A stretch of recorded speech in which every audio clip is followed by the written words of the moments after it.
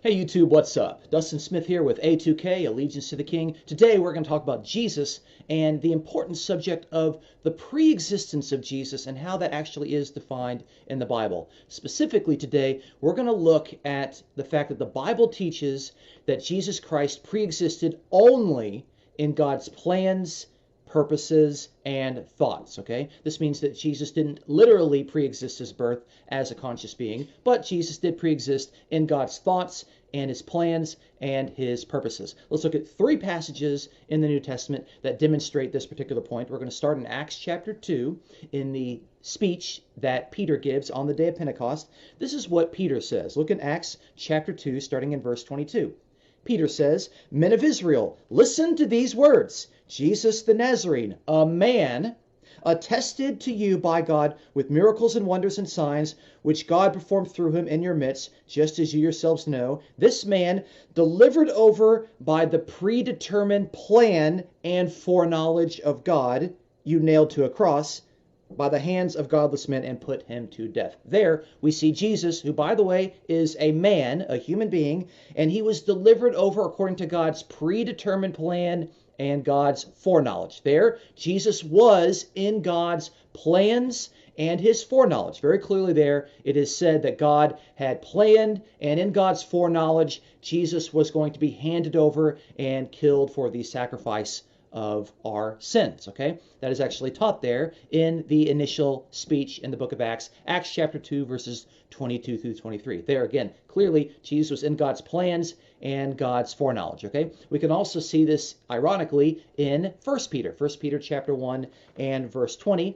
1 Peter 1:20 says, For Christ was foreknown before the foundation of the world, but has appeared in these last times for the sake of you. There again, Christ was foreknown before the foundation of the world, okay? He was in God's foreknowledge. He was prognosko. That's the verb that's used in Greek. He was previously known in God's mind, in God's plans, in God's purposes, okay? Not that he was known, not that he literally was there, but he was foreknown. He was in God's foreknowledge, in God's plans, and in God's purposes. That's 1 Peter 1:20. That's our second passage. Third passage we're going to look at is in Revelation 13, verse 8. Revelation 13 and verse 8, which says, "All who dwell on the earth will worship him, will worship the beast. Everyone whose name was not written in the book of life of the Lamb, who was slain from the foundation of the world." That's Revelation 13:8, where it says the Lamb was crucified.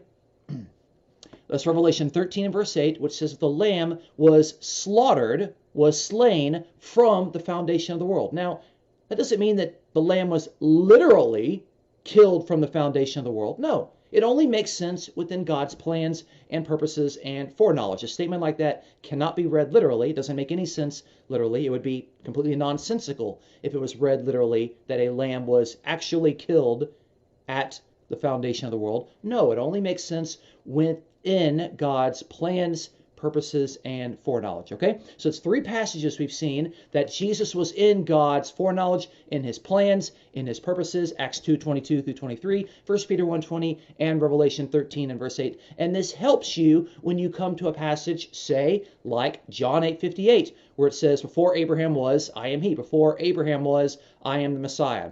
So it helps us to understand how the Messiah can be before Abraham, because the Messiah was in God's plans, purposes, and foreknowledge, and this is a dedicated New Testament teaching, okay? Hopefully this video has encouraged you in your understanding of how preexistence functions in regard to Jesus, the Messiah, within the New Testament. It's not a literal preexistence where Jesus consciously exists prior to his birth. No, it's a preexistence within God's plans and purposes, okay? Be sure to like, subscribe, and share for more biblical Unitarian theology videos on our YouTube channel. My name is Dustin Smith. I'm with A2K. Until next time, you take care.